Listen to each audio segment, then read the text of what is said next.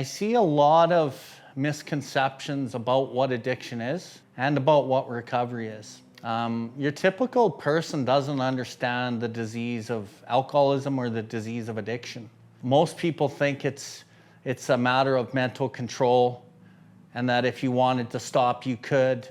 You know, he has a great job and he has a great family, you'd think he'd stop. And they think this person has the ability to use power within himself to stop.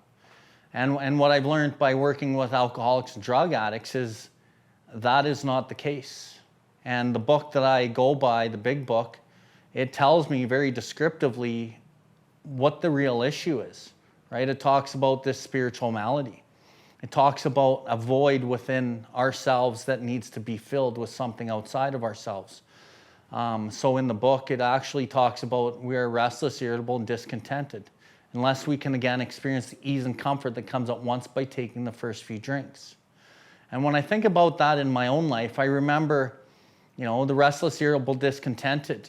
It looked like anger. It looked like agitation. It looked like restlessness. It looked like I need to do something. And I always had a goal and I always had something to do, and it would kind of alleviate the spiritual malady and it would give me some type of relief.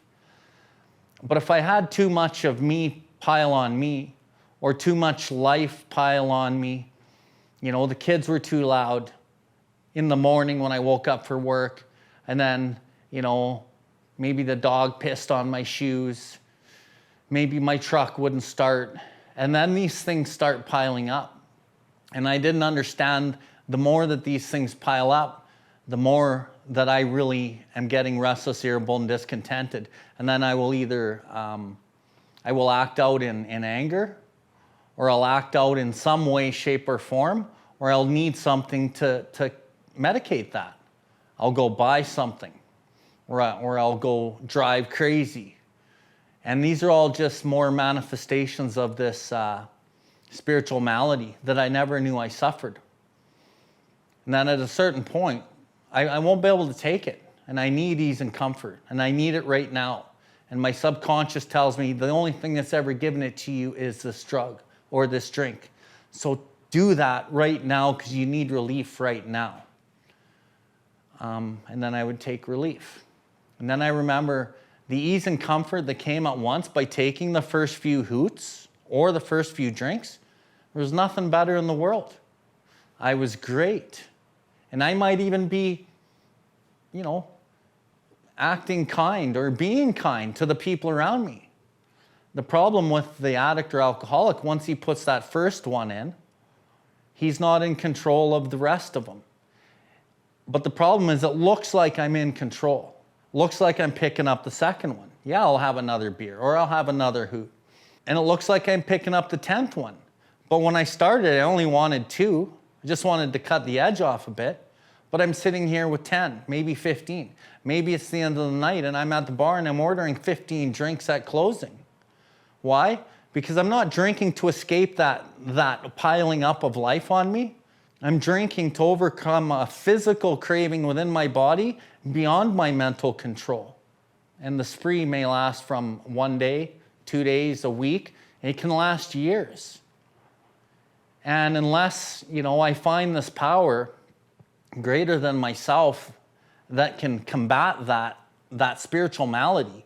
And the only thing I found by working with other alcoholics and drug addicts is the only thing that gives somebody the sense of ease and comfort like the drink or the drug did is a higher power or God, right? Whatever your conception is.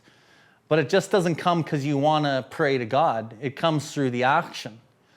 And I know in the book that I study, it says we work out our solution to the drink and the drug.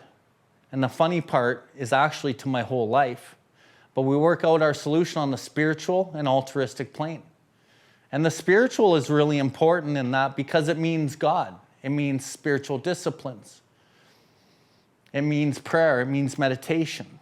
It means, maybe some self-examination. But I think more importantly, the altruistic plane.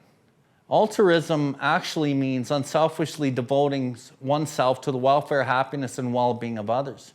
And when I first start the acts of altruism, I'm not doing it because I want to. I'm doing it because I want to stay alive. And this program told me that I should do this. It actually says my very life as an ex-problem drinker, drug user, depends on my constant thought of others and how I may help meet their needs. At first, I just thought that was like theoretical, selling bullshit type stuff. But over the years, I've realized that that is the most important part. And as I act altruistically, down the road, I start feeling better. So I want to feel better. So I'm still acting altruistically from a place of selfishness, though, because I want what I want. But what I found is over time, you just do things because it's the right thing to do. And that's where the real gifts are for me. So, you know, for anybody new out there that doesn't understand, or family members, or anybody that doesn't fully understand the disease of alcoholism, it is a disease. It's a disease within my spirit. And the only thing that can medicate that used to be drugs and alcohol.